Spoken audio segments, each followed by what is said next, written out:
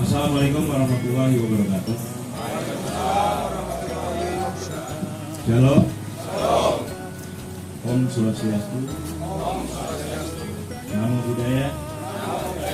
Salve. Salam kebajikan. Para babinsa peserta pembekalan, hadirin sekalian yang saya hormati dan saya banggakan, dinamika tugas dan tanggung jawab konsekuensi tanggung jawab yang tidak semakin ringan. Sehingga kami bersama bahwa takaran kualitas profesionalisme dalam pelaksanaan tugas pengabdian kita adalah kita harus dimana pelaksanaan tugas pokok TNI Angkatan Darat di wilayah Korem 161. Tolok ukur dari keberhasilan di wilayah Nusa Tenggara Timur, sehingga kehadiran dan keberadaan kita di tengah masyarakat benar-benar dapat dirasakan manfaatnya.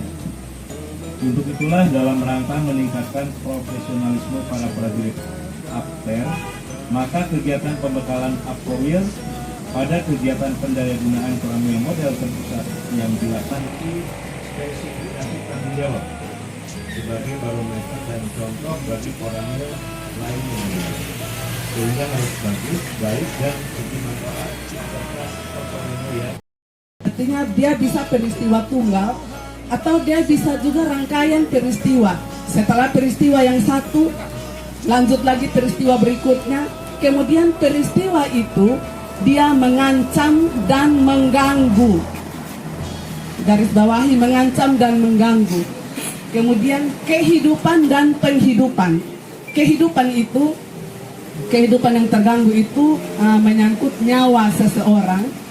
Dia bisa meninggal, peristiwa yang tadi itu atau rangkaian peristiwa yang tadi itu, dia bisa menyebabkan orang meninggal, orang luka, orang cacat, atau orang depresi. Kemudian penghidupan yang terganggu, jadi bisa akses terganggu, aktivitas terganggu, atau aset kita terganggu.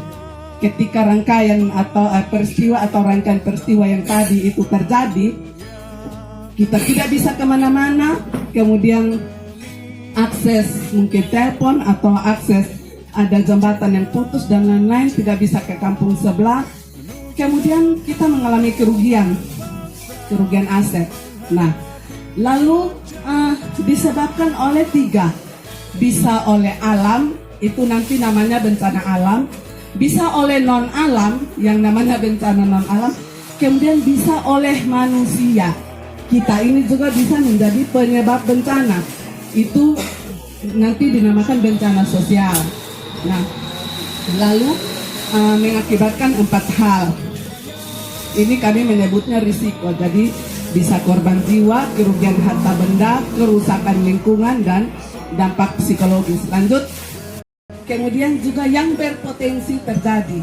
Jadi yang paling sering terjadi itu angin puting beliung, kemudian banjir, kemudian longsor, kemudian gempa bumi. Gempa bumi juga sebenarnya setiap hari itu ada laporan, hampir setiap hari ada laporan terjadi.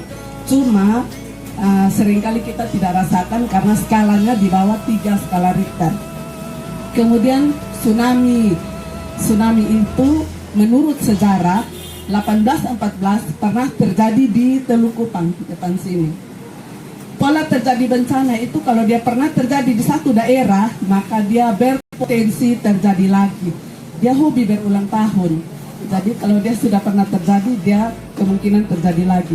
Makanya di sepanjang pesisir dari Lasiana sampai ke Alak itu terpasang rambu evakuasi arah kiri dan kanan untuk memberikan petunjuk kepada masyarakat yang di pesisir atau bapak-bapak yang bekerja di pesisir untuk segera mengikuti rambu-rambu yang ada menuju ke ada satu rambu namanya rambu titik kumpul. Kalau kita di dekat-dekat sini ada di depan Inaboi, itu ada satu di situ. Kalau gelombang masih sampai di situ, lari terus ke Tamnos, ada juga satu di situ. Nah, adalah KLB DBD, kasus luar biasa demam berdarah. Itu kita sudah menangani beberapa bulan ini.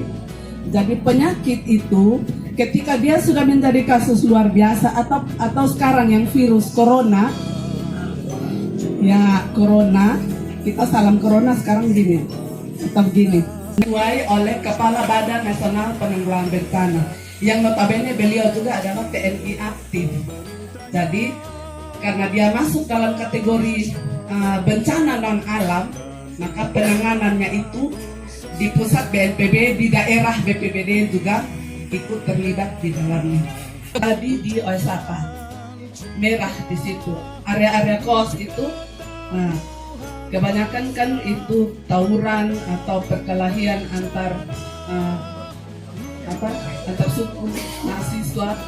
Nanti mulai bawa-bawa suku, mulai bawa-bawa bencana sosial. Bencana sosial itu dia lebih disebabkan oleh manusia. Jadi mulai tersinggung satu dan satu, mulai berperatas pacar dan lain-lain tuh. Dari pribadi, mulai ke kelompok, mulai ke suku, mulai ke agama, maka peranglah mereka, namanya bencana sosial. Kemudian satu lagi, kalau untuk seluruh Indonesia, diidentifikasi ada 14 jenis, ada 14 ya macam bencana, dikategorikan dalam 3 itu, alam, non-alam, dan sosial. Di NTT dia ada 13 minus terorisme. Jadi terorisme itu dia masuk dalam kategori bencana sosial. Nah kita di NTT kita bersyukur belum ada, atau kita doakan supaya tidak ada terorisme di NTT. Jadi dia 13. Kemudian di Kota Kupang dia ada 9. Jadi minus yang lain-lain.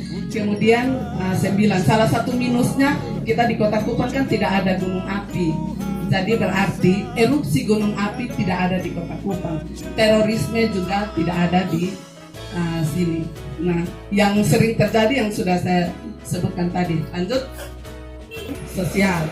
Corona sekarang ini sudah menyebarkan banyak wilayah, menutup daerah mereka, tidak mau orang yang ada di situ keluar, dan tidak juga mau menerima orang yang datang. Jahat sekali itu. Jadi kalau dia sudah menjadi bencana seperti itu.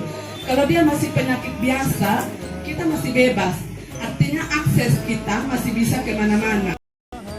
Gempa bumi atau tsunami dan lain-lain itu dikarenakan kita diatur oleh 3 lempeng.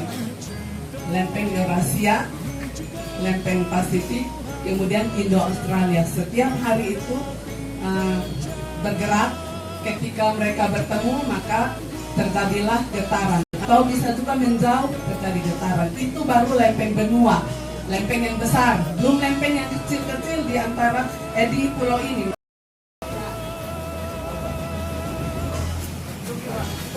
Ya, jadi pertama itu yang kita lakukan adalah melindungi diri kita sendiri. Karena ketika kita selamat, kita baru bisa menyelamatkan orang lain. Oke, silakan dulu Bapak-bapak. Kami anggota Koramil 16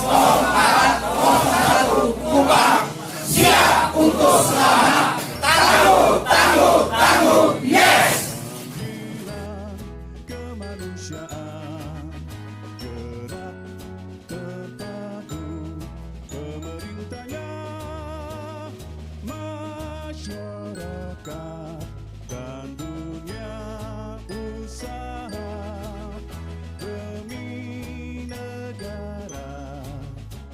Wujudkan cita menuju ketangguhan bangsa menghadapi bencana.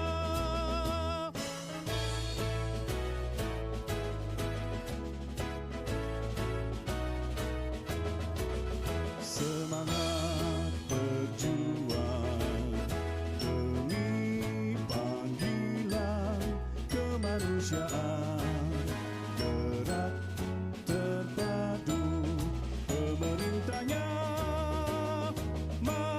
Masyarakat dan dunia usaha demi negara, wujudkan cita menuju ke